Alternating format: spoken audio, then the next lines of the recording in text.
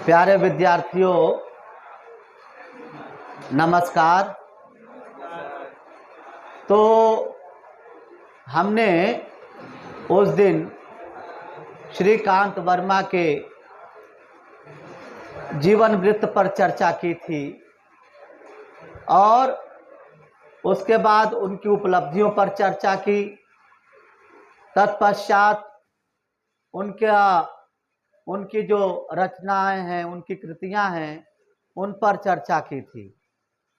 और कृतियों में क्या बताया था मैंने कि उनकी जो पहली कृति है वो है भटका मेघ। बेटे बात नहीं, भटका मेघ कौन सी कृति है? भटका मेघ। और दूसरी कृति है जलसा घर। जलसा मतलब उत्सव, जलसा घर। तीसरी जो कृति बताई थी वो दिनारंभ। चौथी कृति बताई थी माया दर्पण। और पांचवी कृति बताई थी वो है मगध। तो मगध, थोड़ा सा पोज करना बेटा। तो जो मगध कृति है, काव्य संग्रह है, उस कृति से आपके यहाँ एक कविता ली गई है, हस्तक्षेप। हस्तक्षेप कविता है। कोई छींकता तक नहीं, कोई छींकता तक नहीं, इस डर से कि मगध की शांति भंग न हो जाए। यही है ना भाई, कि कोई व्यक्ति छींकने का अभिप्राय आंदोलन करने से है। छींकने का अभिप्राय भ्रष्टाचार का विरोध करने से है। किसका विरोध करने से है? भ्रष्टाचार का, सत्ता की अनर्गलता का विरोध करने से है इसमें। तो मगध की शांति भंग न हो जाए, कि मगध की शांति भंग न हो जाए। और मगध को बनाए रखना है तो क्या करो? मगध में शांति रहनी चाहिए। मगध को बनाए रखना है तो मगध में क्या रहनी चाहिए? शांति रहनी चाहिए। और कैसे शांति रहेगी भाई? कैसे शांति रहेगी बताओ कोई बच्चा?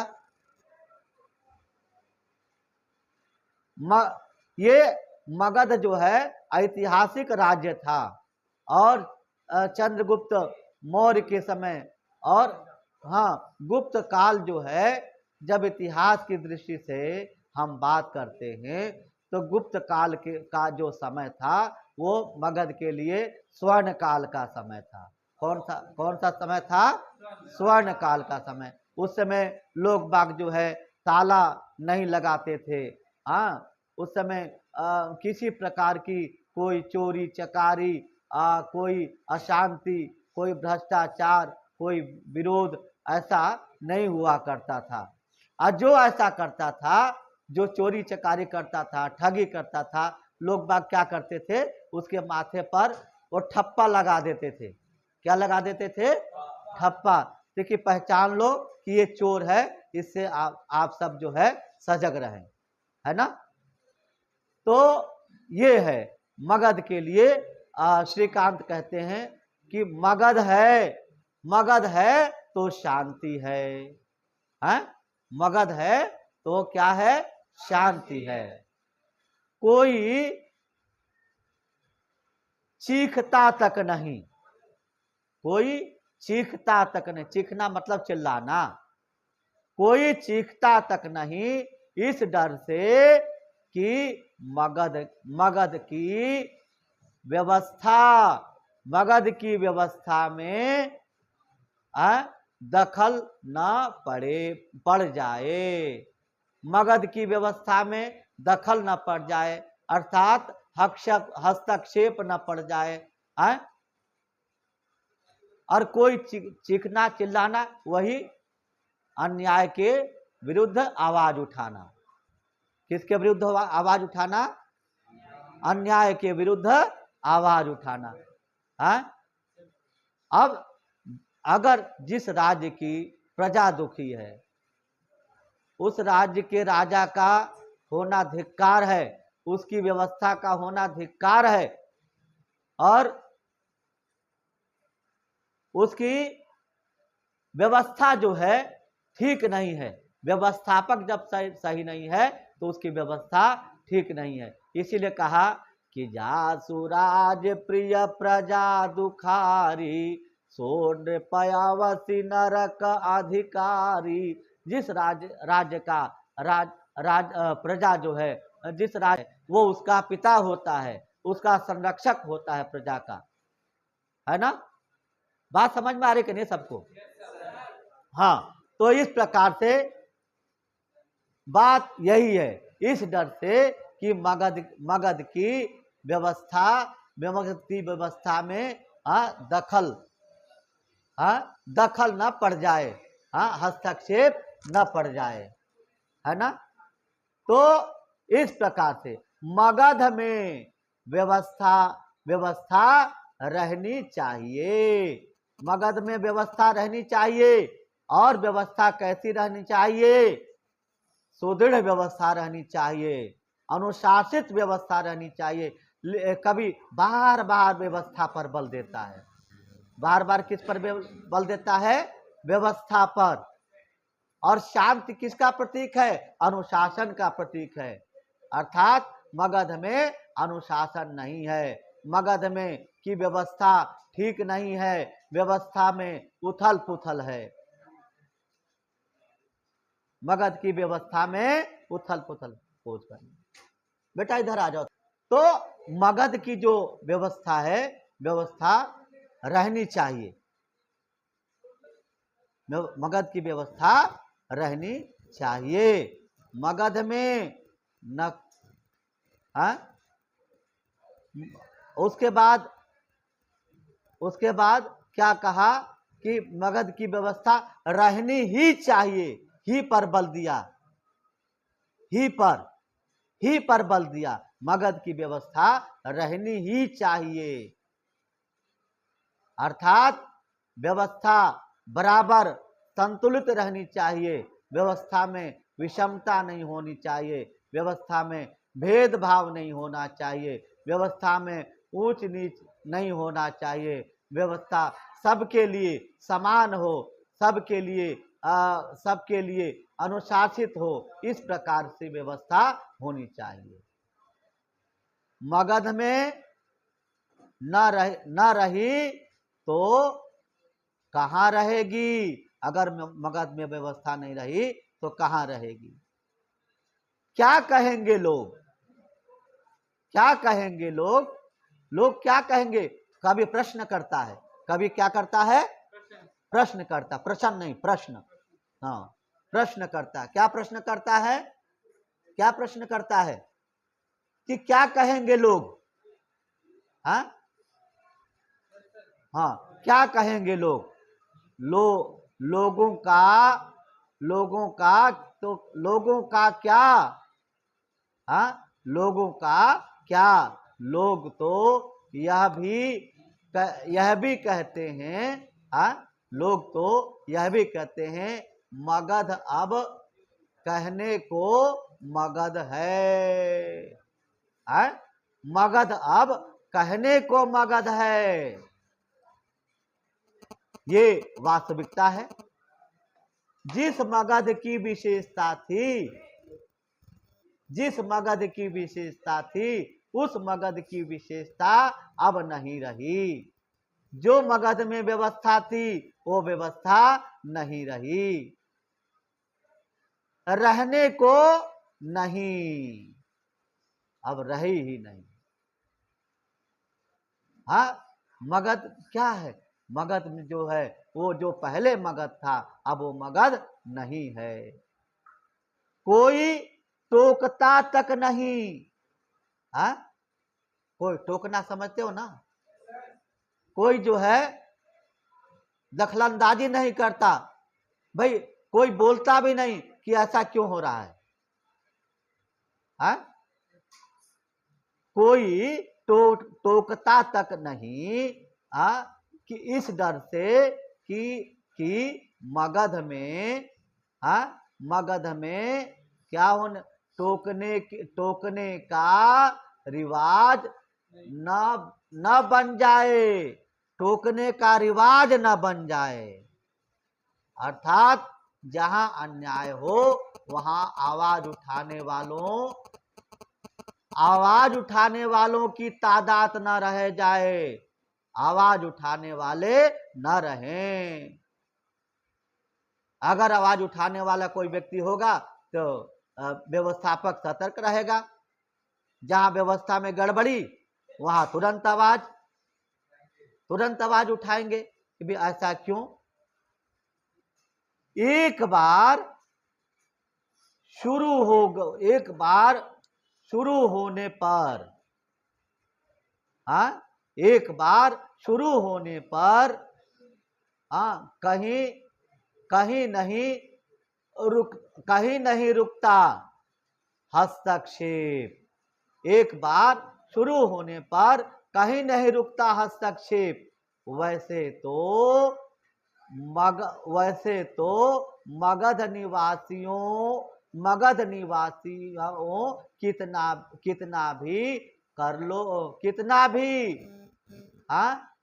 भी कतराओ, मगध निवासियों के लिए कहा, वैसे तो मगध निवासियों कितना भी कतराओ तुम बच नहीं सकते हस्तक्षेप से तुम बच नहीं सकते। चाहे कुछ भी हो जाए, कहते कि ना खैर खून खा, ये अरे लड़के, ये रहीम का एक दोहा है, अब्दुल रहीम खान खाना का, कि खैर खून खासी खुशी बैर प्रीति मदपान,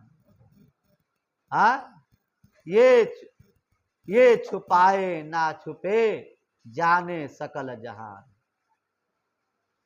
अगर इनको छुपाकर खैर मतलब आपकी खबर, खुशी जो प्रसन्नता है, खून कहीं मर्डर हो जाए, खांसी कोई किसी खांसी आ रही तो खाए करेगा तो खांसी, खून खांसी खुशी बैर प्रीत दुश्मनी, भाई इससे तो दुश्मनी है, प्रीत प्रेम, इससे बहुत बड़ा प्रेम है।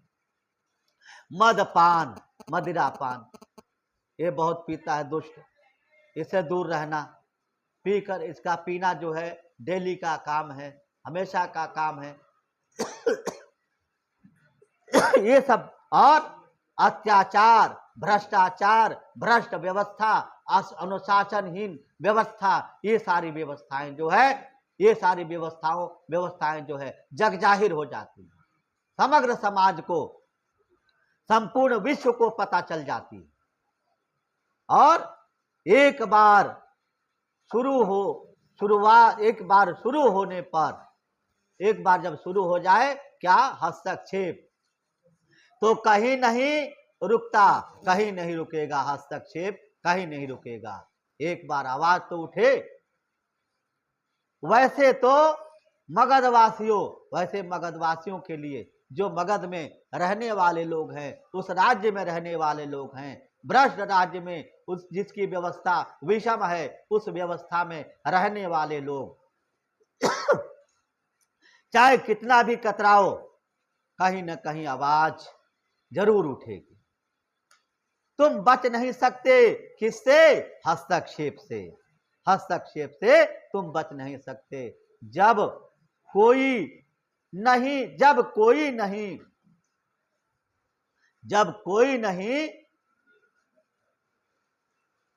खतरा, तब नगर के बीच से गुजरता हुआ मुर्दा, जब कोई नहीं खतरा तो नगर के बीच से गुजरता हुआ एक मुर्दा, यह क्या है? यह प्रश्न कर हस्तक्षेप करता है। एक मुर्दा जो है यह प्रश्न कर हस्तक्षेप करता है। हाँ, हस्तक्षेप क्या? हस्तक्षेप करता है। हाँ, मुर्दा जो है वो हस्तक्षेप करता है। हाँ, यह प्रश्न करके हस्तक्षेप कर उठता है।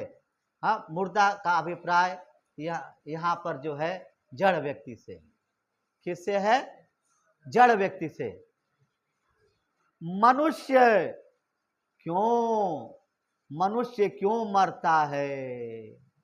प्रश्न कर उठता है कि मनुष्य जो है क्यों मरता है? मनुष्य की मृत्यु क्यों हो जाती है? यह प्रश्न जो है कौन करता है? एक मृत व्यक्ति, अर्थात यहाँ पर मृत व्यक्ति से अभिप्राय है जड़ व्यक्ति से। और दार्शनिक चीज है मनुष्य की जो है, जो मनुष्यता है। वास्तव में मनुष्य जब आया है तो जाएगा ही, आया है सो जाएगा। राजा रंक फकीर, एक सिंहासन चढ़ चले, दूजे बांधे गए जंजीर। लेकिन जाना एक ही जगह सब है। तब मनुष्य क्यों मरता है? उसकी आवश्यकता क्या है मरने की? यहां पर मनुष्य की मनुष्यता का मरना, मनुष्य की मनुष्यता का मरने से अभिप्राय है। तो इस प्रकार से विद्यार्थियों, ये हस्तक्षेप जो कविता थी आपकी, ये समाप्त होती है। और इन्हीं शब्दों के साथ अपनी वाणी को विराम देता हूं। और इस कविता को जब आप पढ़ेंगे, इस कविता की जो भाषा शैली है बिल्कुल सरज, सहज और सरल है। इस कविता की भाषा शैली सहज और सरल है। इस कविता में कवि ने ये मगध की व्यवस्था के माध्यम से आज की जो वर्तमान की जो व्यवस्था है, वर्तमान में जो अनुशासनहीनता है, कई जगह वो बढ़ चली है, उस अनुशासनहीनता को दूर करने के लिए आवाज उठाने की आवश्यकता है। उसका विरोध करने की आवश्यकता है, उस पर हस्तक्षेप करने की आवश्यकता है। यही बात जो है मगध राज्य के माध्यम से, मगध प्रशासन के माध्यम से जो है कवि करता है। और ये बात मैंने आपको बता दी थी शुरू में। तो इन्हीं शब्दों के साथ अपनी वाणी को विराम देता हूँ। बहुत बहुत धन्यवाद, साधुवाद आप लोगों का।